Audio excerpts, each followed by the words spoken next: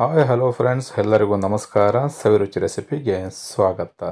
ನಾನಿವತ್ತು ಬಹಳ ರುಚಿಯಾಗಿರ್ತಕ್ಕಂಥ ಅಲಸಂದೆ ಕಾಳು ಗ್ರೇವಿ ಮಾಡೋದನ್ನು ತೋರಿಸ್ತಾ ಇದ್ದೀನಿ. ಈ ರೀತಿ ಗ್ರೇವಿನ ಮಾಡಿಕೊಂಡ್ರೆ ನೀವು ಚಪಾತಿ ಜೊತೆ, ರೊಟ್ಟಿ ಜೊತೆ, ಹಾಗೆ ಸ್ವಲ್ಪ ತೆಳುವಾಗಿ ನೀವು ಗ್ರೇವಿನ ಮಾಡಿಕೊಂಡ್ರೆ ಅನ್ನದ ಜೊತೆನೂ ಕೂಡ ಬಹಳ ರುಚಿಯಾಗಿರುತ್ತೆ. ಬನ್ನಿ, ಇದನ್ನು ತುಂಬ ಸುಲಭವಾಗಿ ಸಿಂಪಲ್ಲಾಗಿ ಮನೆಯಲ್ಲೇ ಯಾವ ರೀತಿ ಮಾಡೋದು ಅಂತ ನೋಡ್ಕೊಳ್ಳೋಣ. ನಾನಿಲ್ಲಿ ಒಂದು ಅರ್ಧ ಕೆಜಿಯಷ್ಟು ಹಸಿ ಅಲಸಂದೆ ಕಾಳನ್ನು ತೊಗೊಂಡಿದ್ದೀನಿ. ಈಗ ಅಲಸಂದೆ ಕಾಳು ಗ್ರೇವಿ ಮಾಡಲಿಕ್ಕೆ ಮಸಾಲಾನ ರುಬ್ಕೊಳ್ಳೋಕ್ಕೆ ಒಂದು ಫ್ರೈ ಪ್ಯಾನ್ನ ಸ್ಟವ್ ಮೇಲೆ ಇಟ್ಕೊಂಡಿದ್ದೀನಿ. ಇದಕ್ಕೆ 1 ಟೀ ಸ್ಪೂನಷ್ಟು ಎಣ್ಣೆನ ಸೇರಿಸ್ಕೊಳ್ತಾ ಇದ್ದೀನಿ. 1 ಈರುಳ್ಳಿನ ದಪ್ಪದಾಗಿ ಹಚ್ಕೊಂಡು ಸೇರಿಸ್ಕೊಳ್ತಾ ಇದ್ದೀನಿ. ಒಂದು 4 ಲವಂಗ, 2 ಏಲಕ್ಕಿ ಕಾಯಿನ ಸೇರಿಸ್ಕೊಳ್ತಾ ಇದ್ದೀನಿ. ಒಂದು ಅರ್ಧ ಇಂಚಿನಷ್ಟು ಚಕ್ಕೆನ ಸೇರಿಸ್ಕೊಳ್ತಾ ಇದ್ದೀನಿ. ಒಂದು 5ರಿಂದ 6 ಗೋಡಂಬಿನ ಸೇರಿಸ್ಕೊಂಡಿದ್ದೀನಿ. ಈ ರೀತಿ ಗೋಡಂಬಿನ ಸೇರಿಸ್ಕೊಂಡು ನೀವು ರುಬ್ಕೊಳ್ಳೋದ್ರಿಂದ ಗ್ರೇವಿನೂ ಅಷ್ಟೇ ತುಂಬ ಗಟ್ಟಿಯಾಗಿ ಬರುತ್ತೆ, ಬಹಳ ರುಚಿಯಾಗಿರುತ್ತೆ. ಈಗ ಇದನ್ನು ಚೆನ್ನಾಗಿ ಒಂದು ಅರ್ಧ ನಿಮಿಷಗಳ ಕಾಲ ಈರುಳ್ಳಿ ಎಲ್ಲ ಸ್ವಲ್ಪ ಸಾಫ್ಟ್ ಆಗಬೇಕು, ಆ ರೀತಿಯಲ್ಲಿ ಚೆನ್ನಾಗಿ ಬೇಯಿಸ್ಕೊಳ್ಳೋಣ. ಇದಕ್ಕೇನೆ ನಾನೀಗ 1 ಟೊಮೊಟೊನ ಈ ರೀತಿ ದಪ್ಪದಾಗಿ ಹಚ್ಕೊಂಡು ಸೇರಿಸ್ಕೊಳ್ತಾ ಇದ್ದೀನಿ. ಟೊಮೊಟೊ ಮತ್ತು ಈರುಳ್ಳಿ ಎರಡೂ ಏನಿದೆ ಸ್ವಲ್ಪ ಸಾಫ್ಟ್ ಆಗಬೇಕು, ಆ ರೀತಿಯಲ್ಲಿ ಚೆನ್ನಾಗಿ ನಾವು ಇದನ್ನು ಫ್ರೈ ಮಾಡ್ಕೋಬೇಕು. ಈ ರೀತಿ ಫ್ರೈ ಮಾಡಿಕೊಂಡು ಇದನ್ನು ಒಂದು 10 ನಿಮಿಷ ತಣ್ಣಗಾಗಲಿಕ್ಕೆ ಬಿಟ್ಬಿಟ್ಟು ರುಬ್ಕೊಂಡು ಮಸಾಲಾನ ಮಾಡಿಕೊಂಡು ನಾವು ಈ ಗ್ರೇವಿನ ಮಾಡಿದ್ರೆ ಬಹಳ ರುಚಿಯಾಗಿರುತ್ತೆ. ಈಗ ಇದಕ್ಕೇನೆ ನಾನು ಅರ್ಧ ಕಪ್ಪಿನಷ್ಟು ತೆಂಗಿನ ತುರಿನ ಸೇರಿಸ್ಕೊಂಡಿದ್ದೀನಿ. ತೆಂಗಿನ ತುರಿ ಸೇರಿಸಿದ್ಮೇಲೆ ನೀವು ಕಂಪ್ಲೀಟಾಗಿ ಸ್ಟವನ್ನು ಆಫ್ ಮಾಡಿಕೊಂಡು ಈ ರೀತಿ ಸ್ವಲ್ಪ ಟೊಮೊಟೊ ಈರುಳ್ಳಿ ಜೊತೆಯಲ್ಲಿ ಚೆನ್ನಾಗಿ ಬೆರಿಬೇಕು, ಆ ರೀತಿಯಲ್ಲಿ ಮಿಕ್ಸ್ ಮಾಡ್ಕೊಳ್ಳಿ. ಅದಾದಮೇಲೆ ನಾವು ಇದಕ್ಕೆ ಸ್ವಲ್ಪ ಕೊತ್ತಂಬರಿ ಸೊಪ್ಪನ್ನು ಕೂಡ ಸೇರಿಸ್ಕೊಳ್ಳೋಣ. ಕೊತ್ತಂಬರಿ ಸೊಪ್ಪನ್ನು ಸೇರಿಸಿ ಆದಮೇಲೆ ಇದನ್ನು ಸಾಫ್ಟಾಗಿ ಬೇಯಿಸೋದಕ್ಕೆ ಹೋಗ್ಬಿಡಿ. ಸ್ವಲ್ಪ ಮಿಕ್ಸ್ ಮಾಡಿಕೊಂಡು ಒಂದು 10 ನಿಮಿಷಗಳ ಕಾಲ ಕಂಪ್ಲೀಟಾಗಿ ಇದು ತಣ್ಣಗಾಗಬೇಕು.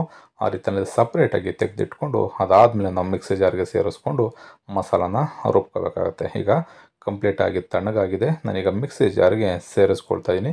ಈರುಳ್ಳಿ ಮತ್ತು ಟೊಮೊಟೊನೂ ಕೂಡ ತುಂಬ ಸಾಫ್ಟಾಗಿ ಬೆಂದಿದೆ.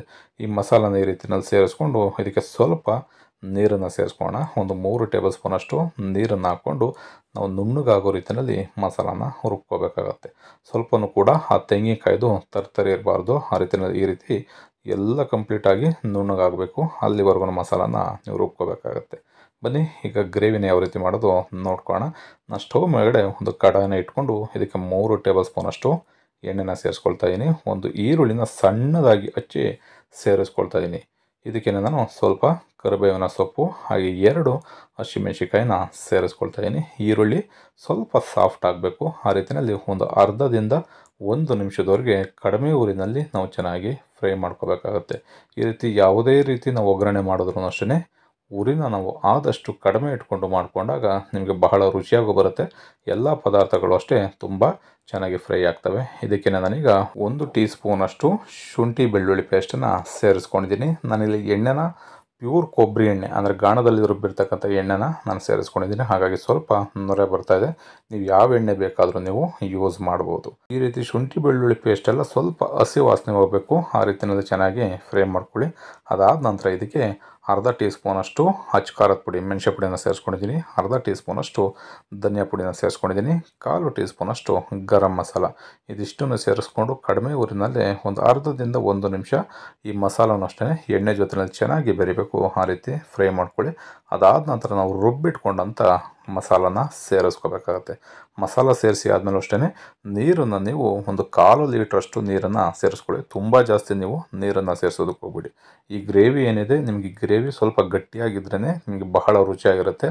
ನೀವು ರೊಟ್ಟಿ ಜೊತೆ ಆಗ್ಬೋದು ಅಥವಾ ಚಪಾತಿ ಜೊತೆ ಆಗ್ಬೋದು, ದೋಸೆ, ಇಡ್ಲಿ ಈ ಥರ ಎಲ್ಲದ್ರ ಜೊತೆನಲ್ಲೂ ಕೂಡ ತುಂಬ ರುಚಿಯಾಗಿರುತ್ತೆ. ಹಾಗಾಗಿ ಸ್ವಲ್ಪ ಗಟ್ಟಿಯಾಗಿಯೇ ನೀವು ಮಾಡ್ಕೊಳ್ಳಿ. ಅನ್ನಕ್ಕೆ ಏನಾದರೂ ನೀವು ಮಾಡ್ಕೊಳ್ಳೋದಾದರೆ ಸ್ವಲ್ಪ ನೀರನ್ನು ನೀವು ಜಾಸ್ತಿ ಹಾಕ್ಕೋಬೇಕಾಗತ್ತೆ. ಈ ರೀತಿ ಮಸಾಲೆ ಎಲ್ಲ ಸೇರಿಸ್ಕೊಂಡು ಸ್ವಲ್ಪ ನೀರನ್ನು ಕೂಡ ಸೇರಿಸ್ಕೊಂಡು ಚೆನ್ನಾಗಿ ಈ ಮಸಾಲಾನ 4ರಿಂದ 5 ನಿಮಿಷಗಳ ಕಾಲ ಕಡಿಮೆ ಊರಿನಲ್ಲಿ ಹಸಿ ವಾಸನೆ ಎಲ್ಲ ಹೋಗಬೇಕು ಮಸಾಲದಲ್ಲಿರ್ತಕ್ಕಂಥದ್ದು, ಆ ರೀತಿಯಲ್ಲಿ ಬೇಯಿಸ್ಕೊಳ್ಳಿ. ಅದಾದಮೇಲೆ ನಾವು ಅಲಸಂದೆ ಕಾಳನ್ನು, ಹಸಿ ಅಲಸಂದೆ ಕಾಳನ್ನು ಸೇರಿಸ್ಕೊಳ್ಳೋಣ. ನೀವು ಒಣ ಅಲಸಂದೆ ಕಾಳು ಏನಾದ್ರು ನೀವು ಮಾಡೋದಾದರೆ ನೀವು ನೈಟೇನೆ ನೆನೆಸಿ ಬೆಳಗ್ಗೆ ನೀವು ಸೇರಿಸ್ಕೋಬೇಕಾಗತ್ತೆ. ಈಗ ರುಚಿಗೆ ತಕ್ಕಷ್ಟು ಉಪ್ಪನ್ನು ಕೂಡ ಸೇರಿಸ್ಕೊಂಡಿದ್ದೀನಿ. ಈ ರೀತಿ ಅಲಸಂದೆ ಕಾಳನ್ನು ಸೇರಿಸಿ ಆದಮೇಲೆ ಈ ಮಸಾಲೆ ಜೊತೆಯಲ್ಲಿ ಚೆನ್ನಾಗಿ ನಾವು ಮಿಕ್ಸ್ ಮಾಡ್ಕೋಬೇಕು. ಅದಾದಮೇಲೆ ನಾವು ಮೀಡಿಯಮ್ ಫ್ಲೇಮ್ನಲ್ಲಿ ಇಟ್ಕೊಂಡು ಒಂದು 8ರಿಂದ 10 ನಿಮಿಷಗಳ ಕಾಲ ಕಡಿಮೆ ಊರಿನಲ್ಲಿ ಚೆನ್ನಾಗಿ ಬೇಯಿಸ್ಕೊಂಡ್ರೆ ಅಲಸಂದೆ ಕಾಳಿನ ಗೊಜ್ಜು ಅಥವಾ ಅಲಸಂದೆ ಕಾಳಿನ ಗ್ರೇವಿ ಸುಲಭವಾಗಿ ಮನೆಯಲ್ಲಿ ರೆಡಿ ಆಗುತ್ತೆ. ನಾನು ಆಗಲೇ ಹೇಳಿದಾಗೆ ಈ ರೀತಿ ಚಪಾತಿ ರೊಟ್ಟಿ ಜೊತೆನಲ್ಲೂ ಕೂಡ ಇದನ್ನು ನೀವು ಸವಿಬಹುದು. ಹಾಗೆಯೇ ದೋಸೆ ಇಡ್ಲಿಗೂ ಕೂಡ ತುಂಬ ರುಚಿಯಾಗಿರುತ್ತೆ. ಈ ರೀತಿ ಅಲಸಂದೆ ಕಾಳು ಗ್ರೇವಿನ ನೀವು 8ರಿಂದ 10 ನಿಮಿಷಗಳ ಕಾಲ ಚೆನ್ನಾಗಿ ಬೇಯಿಸ್ಕೋಬೇಕಾದ್ರೆ ಮಧ್ಯ ಸ್ವಲ್ಪ ತಿರುಗಿಸಿ ಚೆನ್ನಾಗಿ ಬೇಯಿಸ್ಕೊಳ್ಳಿ. ಗ್ರೇವಿನೂ ಅಷ್ಟೇ ಸ್ವಲ್ಪ ಗಟ್ಟಿಯಾಗಬೇಕು. ಅಲ್ಲಿವರೆಗೂ ಈ ರೀತಿ ಒಂದು ಲೆಡ್ಡನ್ನು ಕ್ಲೋಸ್ ಮಾಡಿ ಕಡಿಮೆ ಊರಿನಲ್ಲೇ ಬೇಯಿಸ್ಕೊಳ್ಳಿ. ಇದೇ ರೀತಿ ಅಲಸಂದೆ ಕಾಳಿನ ಗ್ರೇವಿ ನಿಮಗೂ ಕೂಡ ಮನೆಯಲ್ಲಿ ಸುಲಭವಾಗಿ ಬಹಳ ರುಚಿಕರವಾಗಿ ರೆಡಿ ಆಗುತ್ತೆ. ಈ ರೆಸಿಪಿ ನಿಮಗೆ ಇಷ್ಟ ಆಯಿತು ಅಂತ ಅಂದ್ಕೊಳ್ತೀನಿ. ಇಷ್ಟ ಆಗಿದರೆ ಆದಷ್ಟು ಜನಕ್ಕೆ ಈ ರೆಸಿಪಿನ ಶೇರ್ ಮಾಡಿ. ಇನ್ನೂ ಹೊಸದಾಗಿ ನಮ್ಮ ಚಾನಲ್ನ ನೋಡ್ತಾ ಇರ್ತಕ್ಕಂಥವ್ರು ಯಾರಾದರೂ ಸಬ್ಸ್ಕ್ರೈಬ್ ಮಾಡ್ಕೊಂಡಿಲ್ಲ ಅಂತಂದರೆ ಸಬ್ಸ್ಕ್ರೈಬ್ ಮಾಡ್ಕೊಳ್ಳಿ. ಪಕ್ಕದಲ್ಲಿರ್ತಕ್ಕಂಥ ಬೆಲ್ ಬಟನ್ನ ಪ್ರೆಸ್ ಮಾಡಿ. ಬೆಲ್ ಬಟನ್ನ ಪ್ರೆಸ್ ಮಾಡೋದ್ರಿಂದ ನಾವು ಯಾವುದೇ ವೀಡಿಯೋಗಳನ್ನ ಅಪ್ಲೋಡ್ ಮಾಡಿದ್ರೂ ನೋಟಿಫಿಕೇಷನ್ ನಿಮಗೆ ಈಸಿಯಾಗಿ ಸಿಗುತ್ತೆ. ಈ ರೆಸಿಪಿ ಇಷ್ಟ ಆಗಿದ್ದರೆ ನೀವು ಕೂಡ ಮನೆಯಲ್ಲಿ ಒಂದು ಸಲ ಟ್ರೈ ಮಾಡಿ ಹೇಗಿತ್ತು ಅನ್ನೋದನ್ನು ಕಮೆಂಟ್ ಮಾಡಿ ತಿಳಿಸಿ.